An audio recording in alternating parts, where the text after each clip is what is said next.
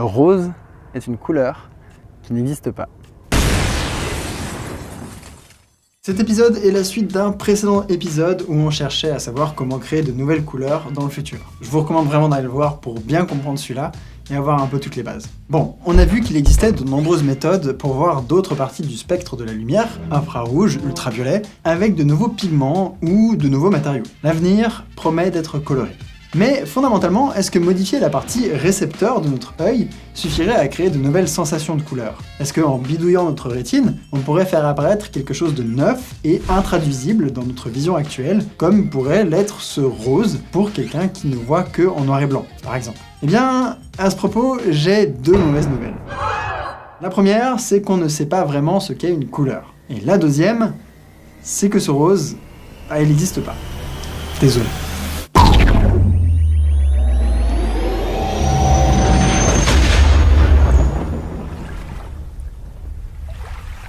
Il y a quelques années, j'ai eu la chance de visiter la mer des Lotus Rouges en Thaïlande.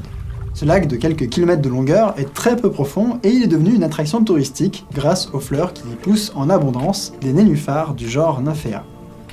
Ces plantes que peignait Monet dans son jardin attirent ici des touristes qui viennent admirer au petit matin cette étendue rose à perte de vue. La couleur des fleurs est un trait associé à l'attraction des pollinisateurs, dans ce cas précis des coléoptères, et il pourrait sembler complètement absurde de déclarer qu'elle n'existe pas. Elle est là, sous nos yeux. Mais regardons ce qu'est fondamentalement le rose. Si vous regardez le résultat d'une diffraction d'un rayon de la lumière blanche, comme dans l'arc-en-ciel par exemple, il n'y a pas de rose. Il n'y a pas de longueur d'onde de la lumière qui soit associée au rose, comme c'est le cas pour le rouge ou le vert. Le rose vient donc d'ailleurs, de notre cerveau. L'idée que la couleur est égale à une longueur d'onde est très fausse et ne correspond pas du tout à la façon dont nous voyons les couleurs. Pour le résumer très rapidement, les couleurs sont obtenues en comparant l'information qui est donnée par les différents cônes. Prenons une couleur comme le jaune, par exemple. Il n'existe pas de cellules dédiées à détecter une longueur d'onde donnée qui serait traduite directement en jaune.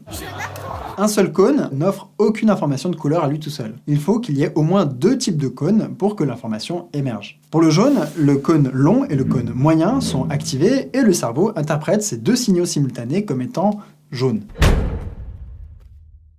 Banana. En gros, si mon récepteur à une longueur d'onde A est activé et que le récepteur a une longueur d'onde B aussi, alors je vais envoyer l'image de la couleur correspondant à la longueur d'onde moyenne des deux. Bref, jaune est une convention qui est décidée par le cerveau lorsque ces deux cônes précis sont activés. Comme dans le cas du rose, par exemple. Le rose est le code couleur qui est affiché lorsque les cônes S et les cônes L sont activés en même temps. Normalement, la couleur entre les deux est le vert, sauf que les cônes correspondant à cette longueur d'onde ne sont pas excités, juste les deux autres à chaque bout du spectre. Ça ne doit donc pas être du vert, puisque son cône n'est pas activé, et pour cette situation, le cerveau fait apparaître une nouvelle couleur, le magenta ou le rose. On dit du rose que c'est une couleur qui est non spectrale, car cette sensation n'a pas de longueur d'onde à elle. C'est un pur produit de l'activité de notre cerveau. Les nymphéas que j'admirais en Thaïlande, ceux que peignait Monet, tous ces stimuli étaient donc des mensonges de notre cerveau pour inventer une couleur qui n'existe pas. Tu mens! Tu mens! Tu mens! Waouh, ça fait vraiment réfléchir. Le truc, c'est qu'on pourrait en dire tout autant du brun. Il n'y a pas de blanc non plus sur le spectre de la lumière visible, c'est juste l'image qui est créée par le cerveau lorsque plusieurs cônes sont activés en même temps. Bah mince alors, le blanc non plus, il n'existe pas? Pardon? Pour le brun, c'est une couleur qui dépend du contexte. Techniquement, c'est un orange dans un contexte lumineux. Pour comprendre ce que je veux dire, essayez de vous mettre dans un endroit un peu sombre, là maintenant, pendant que je diminue de mon côté la couleur de la lumière. Voilà. Donc là, si vous êtes dans un endroit un peu sombre, ceci doit apparaître comme un carré orange.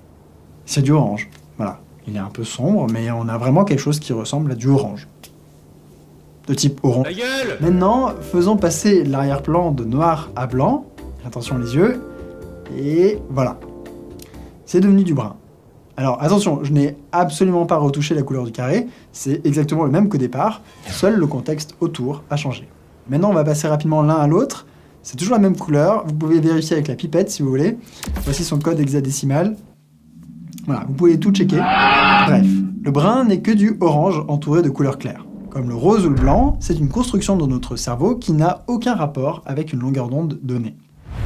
Encore un mensonge. Non, ça recommence! Tout ceci est très pratique pour faire des écrans par exemple. Pour simuler des millions de couleurs, il suffit de mélanger 3 sources de lumière colorées qui exciteront chacune un cône différent.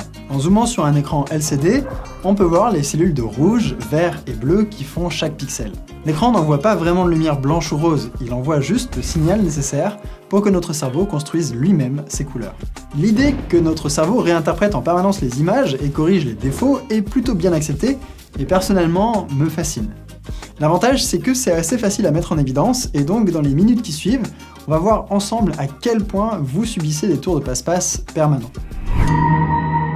Nous avons par exemple sur la rétine un point aveugle, où les neurones se retrouvent pour former le nerf optique et où il n'y a pas de photorécepteur. Normalement, ça devrait se traduire par un gros trou dans la vision, mais le cerveau se débrouille pour remplacer l'information manquante. Vous pouvez en faire l'expérience vous-même, maintenant. Allez Marcel! Voici 2 lettres. Fermez votre œil droit et fixez le L. Rapprochez-vous de l'écran jusqu'à ce que vous voyez le R disparaître, qui est remplacé par un flou gris. Voilà. Là, vous êtes tombé sur votre tâche aveugle, le cerveau a remplacé le trou par du gris. Je crois qu'après avoir vu ça, on peut mourir tranquille. L'étude de la façon dont le cerveau bouge ce trou est encore bien active et révèle qu'il est capable de créer des motifs, parfois complexes, ou même animés. Il y a d'autres exemples du cerveau qui est pris en flag en train de modifier la vision, mais un que j'aime vraiment particulièrement s'appelle le phénomène du champ bleu entoptique et il vous permet de voir vos propres globules blancs. Ok. Regardez un fond bleu comme le ciel ou utilisez une lampe LED qui émet de la lumière autour de 430 nanomètres de longueur d'onde. En vous concentrant un peu, vous devriez voir droit devant vous des petites taches lumineuses erratiques suivies de traînées plus sombres.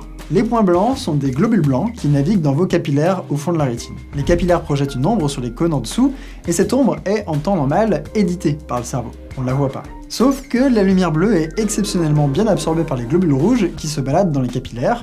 C'est d'ailleurs pour ça qu'ils sont rouges, ils absorbent tout sauf le rouge. Et lorsqu'un globule blanc se traîne dans un capillaire, il bloque un peu la circulation parce qu'il est très gros et très lent, ce qui crée un espace libre devant et une accumulation de globules rouges derrière. L'espace libre est la tache lumineuse et la traînée sombre, ce sont les globules rouges qui s'entassent derrière le globule blanc. Ici encore, on prend en flag le cortex visuel alors qu'il est en train d'éditer toute l'ombre des capillaires, sauf les emboutteillages à l'intérieur. Là où ça devient intéressant pour nous, c'est que ces altérations posent des questions assez profondes sur la nature des couleurs que l'on voit. Prenez cette célèbre illusion d'optique, créée en 1995 par un professeur des sciences de la vision.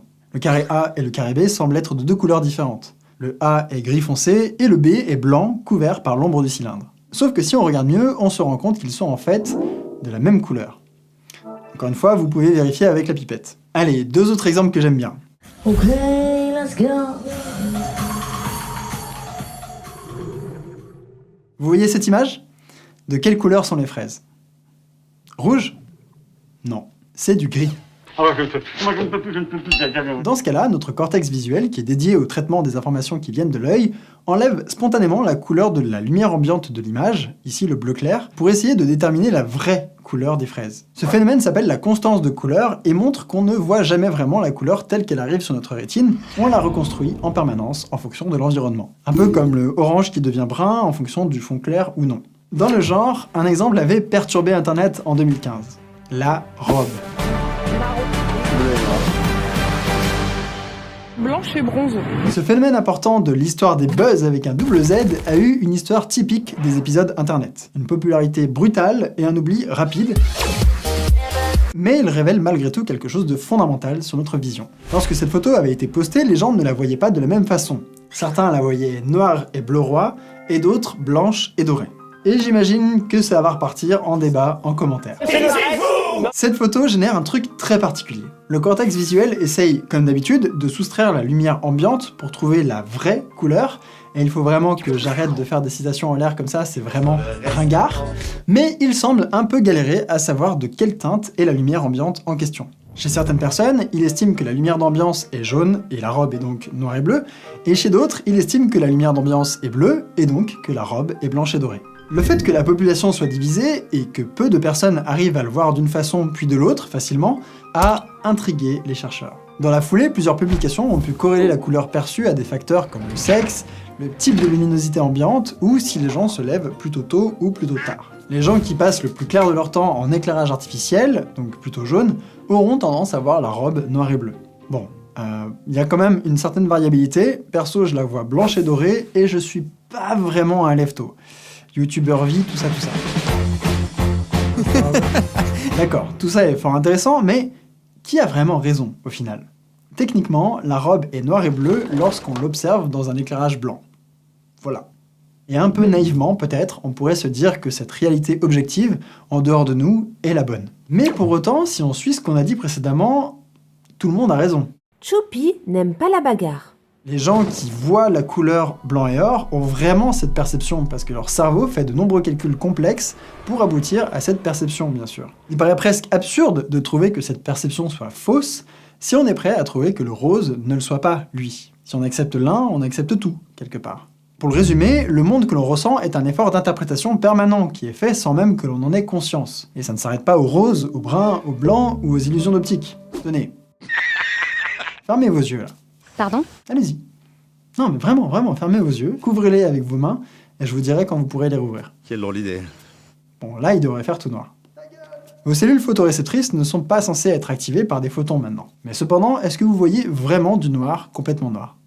Eh bien, non. C'est non. Vous voyez une couleur qui s'appelle le Eigengrau, un mot allemand pour désigner le gris intrinsèque. Gardez bien les yeux fermés et essayez de vous concentrer sur ce que vous voyez.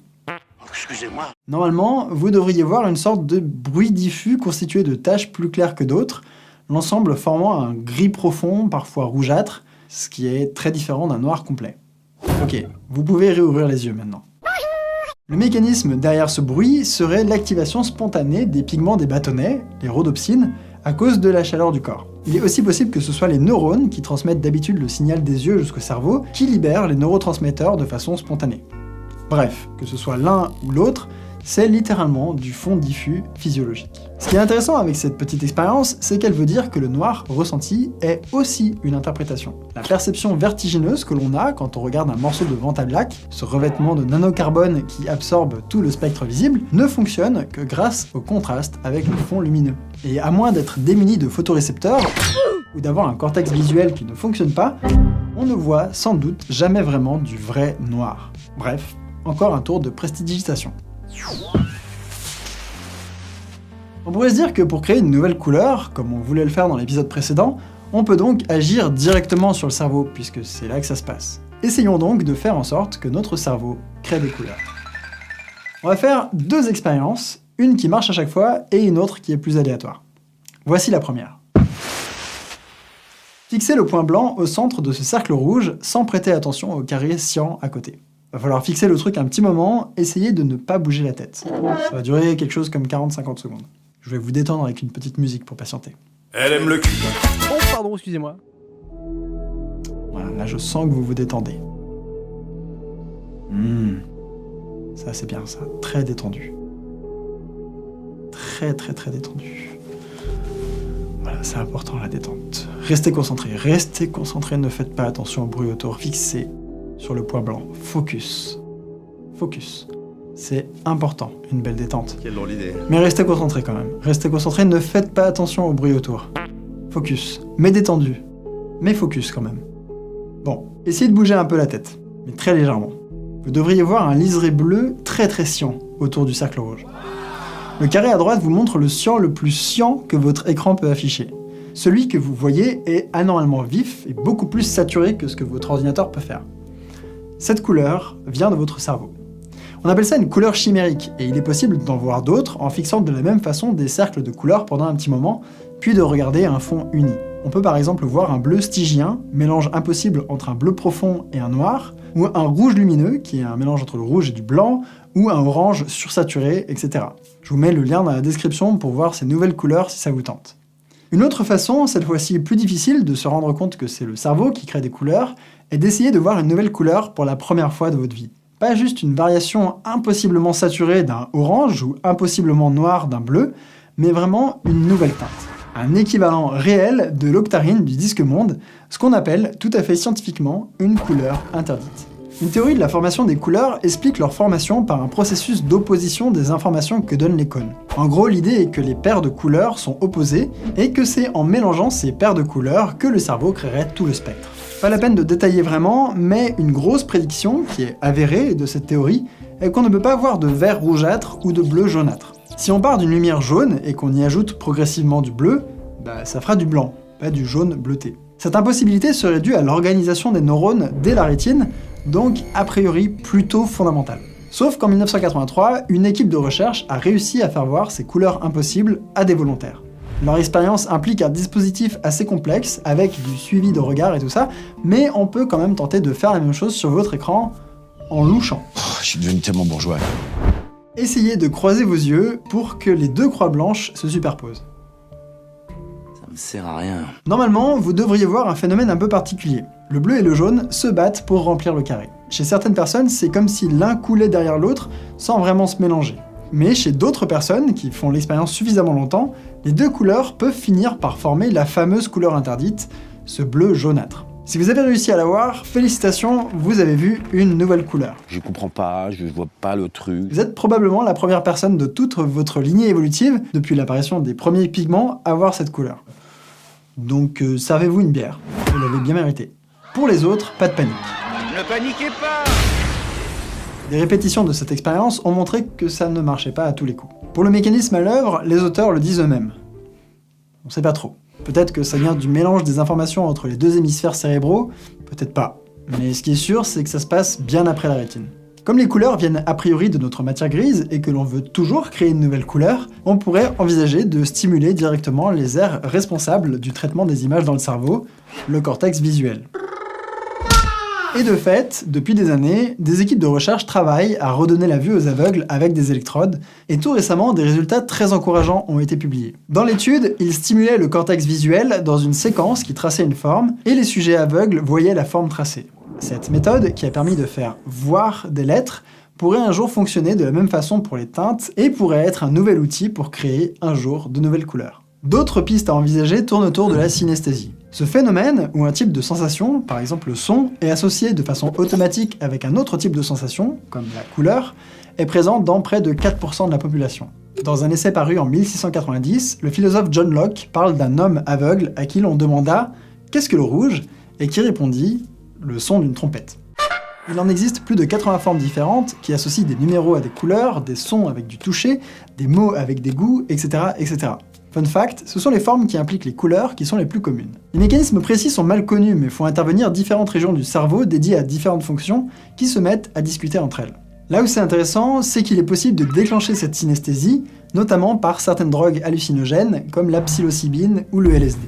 Beaucoup de chercheurs travaillent à comprendre les mécanismes derrière ces expériences personnelles très colorées, mais que ce soit les aveugles qui rêvent en couleurs ou les couleurs qui émergent sur une série de chiffres, ces phénomènes apportent un exemple de plus sur le rôle du cerveau dans tout ça. Il est maintenant temps de se poser une bonne fois pour toutes la question fatidique.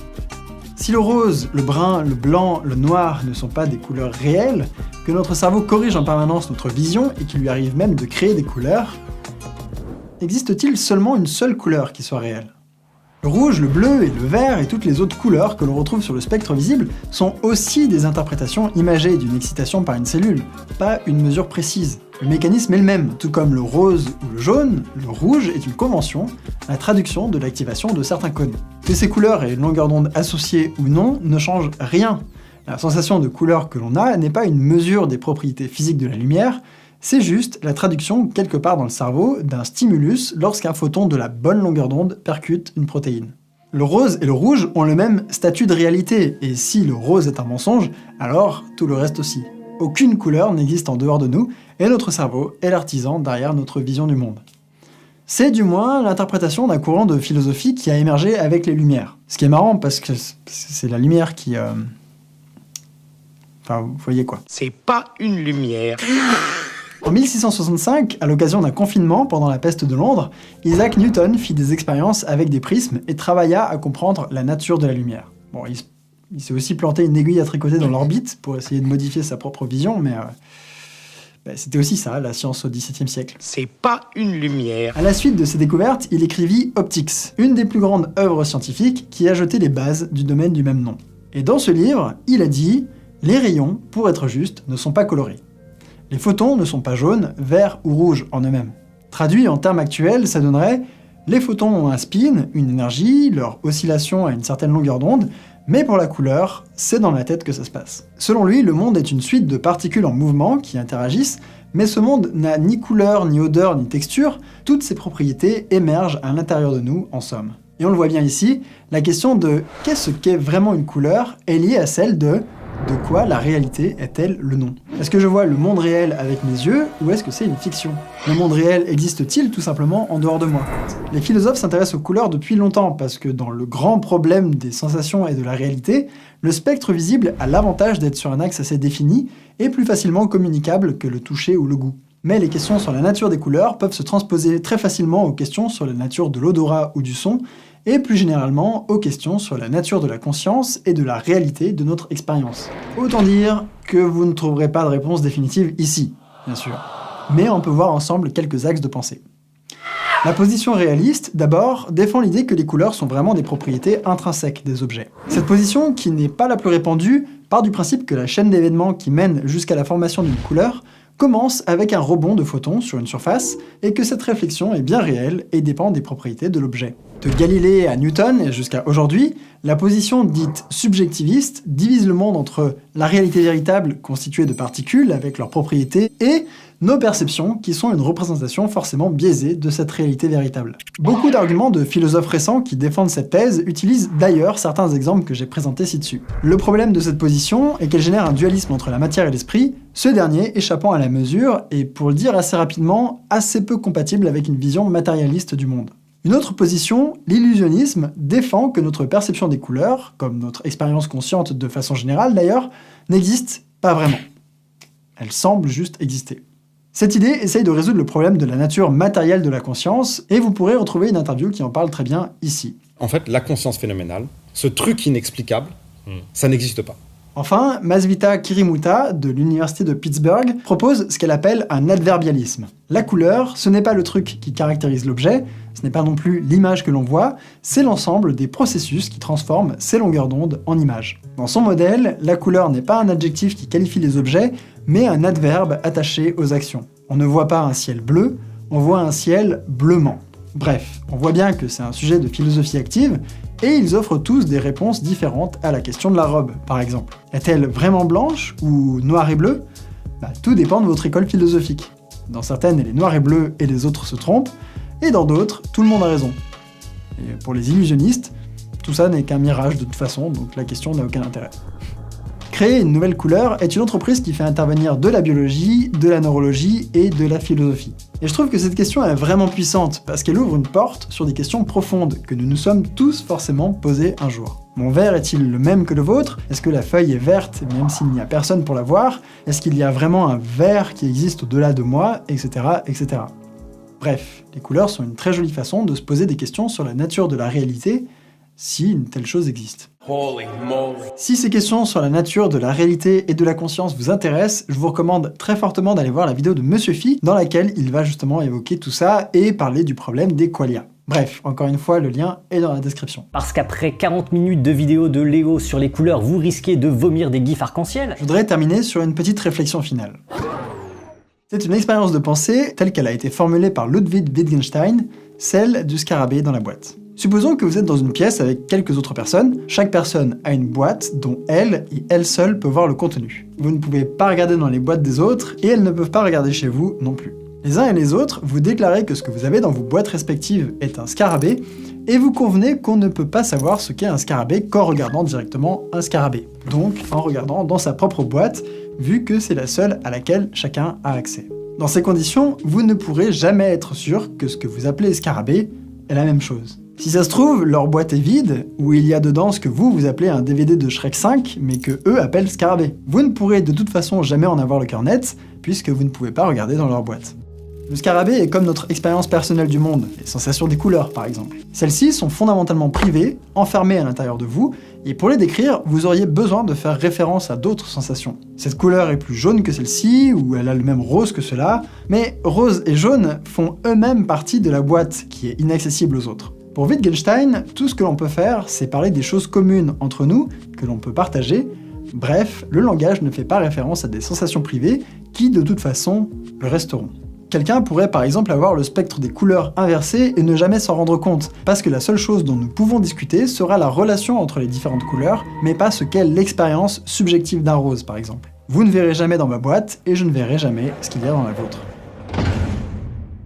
Cette expérience de pensée a le mérite de montrer que si l'on crée une nouvelle couleur pour l'humanité, celle-ci sera enfermée dans les boîtes de chacun d'entre nous. Même si nous en parlons de la même façon, nous n'aurons jamais aucun moyen d'être sûrs que nous la voyons de la même façon. Mais surtout, elle montre que même sans créer de nouvelles couleurs, par de la biologie, de la physique ou des prouesses de neurologie, personne ne pourra jamais vivre la façon dont vous voyez le spectre visible, là, maintenant, tout de suite. Cette expérience vous est unique et elle est peut-être différente de celle de chacun d'entre nous. En d'autres termes, nous portons en nous des couleurs inconnues aux autres que nous ne pourrons jamais décrire parce qu'on ne peut pas vraiment en parler. Et selon Wittgenstein, ce qui est sûr, c'est que tenter de le faire ne peut que amoindrir leur expérience. Comme il l'a dit, ce dont on ne peut pas parler, il faut le taire. Ce qui est exactement l'inverse de ce que je viens de faire avec ces deux vidéos.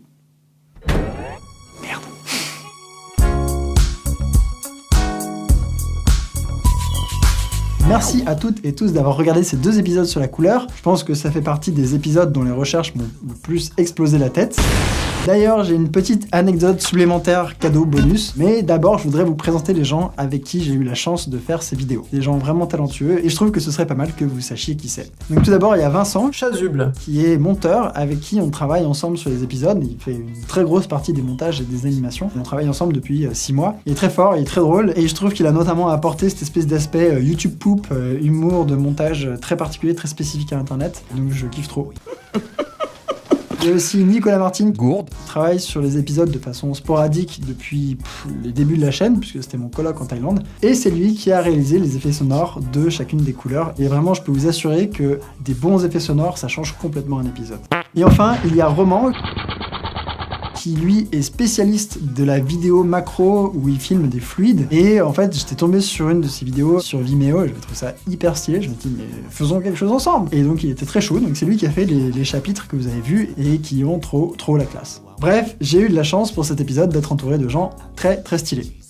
Voilà, un dernier truc que je voulais préciser, c'est qu'il y a beaucoup de choses dont j'aurais aimé parler qui n'ont pas pu être dans l'épisode, manque de temps, mais je finirai forcément par en refaire un épisode, notamment tout ce qui est le relativisme linguistique, donc l'idée que la langue peut changer comme on voit les couleurs, et du coup je pense que j'en ferai un épisode dédié plutôt que de le lâcher comme ça, comme anecdote trop courte dans une vidéo qui parle même pas vraiment de ça, quoi. Maintenant, c'est le moment de passer à cette ultime anecdote dans un épisode qui est déjà bien chargé en anecdotes. Donc il s'agit de l'effet Mac-Koloff, qui a été découvert en 1965 par un psychologue du même nom. Il s'agit d'un effet où si on observe pendant assez longtemps des rayures horizontales et verticales qui sont colorées, donc rouge et vert, lorsque l'on regardera ensuite des rayures qui sont blanches et noires, elles apparaîtront comme étant colorées. Et là où c'est intéressant, c'est que d'autres chercheurs, des années plus tard, ont répété l'expérience, et en faisant en sorte que les cobayes regardent plus longtemps les premières images de rayures colorées, ils ont réussi à montrer que ces barres noires et blanches qui devenaient colorées par l'action des cerveaux pouvaient le rester pendant des mois. Donc c'est une des très rares illusions d'optique qui peut vraiment altérer la façon dont vous voyez les choses pendant des très longues périodes. Si vous voulez essayer cette illusion à vos risques et périls, le lien est dans la description comme tout le reste. Enfin, j'arrête. Je voudrais juste terminer la vidéo sur une petite observation. C'est très con, mais la chaîne a dépassé le 1 million d'abonnés et c'est un symbole quand même très cool. Donc je voulais remercier les gens qui suivent le projet depuis des années ou même qui viennent d'arriver. C'est très cool aussi. Je voulais remercier tout particulièrement les gens qui soutiennent financièrement le projet. C'est grâce à vous que ça existe. C'est grâce à vous qu'on peut essayer des trucs un peu originaux à chaque fois. Donc, trop stylé. Et c'est que le début. Enfin, j'espère. Voilà, merci beaucoup et à la prochaine. Ciao.